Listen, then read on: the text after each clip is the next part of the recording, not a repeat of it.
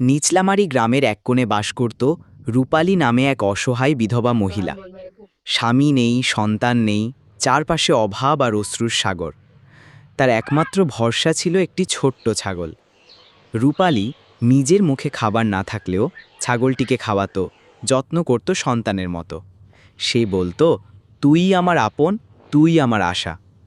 আল্লাহর রহমতে ছাগলটি যেন তার দুঃখ বুঝে নিল।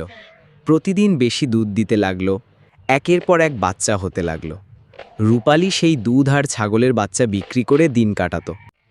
কিন্তু এ গল্পের শেষ বদলে গেল। বছর ঘুরতে না ঘুরতেই তার ছাগলের সংখ্যা বাড়তে বাড়তে পুরো খামারে পরিণত হলো।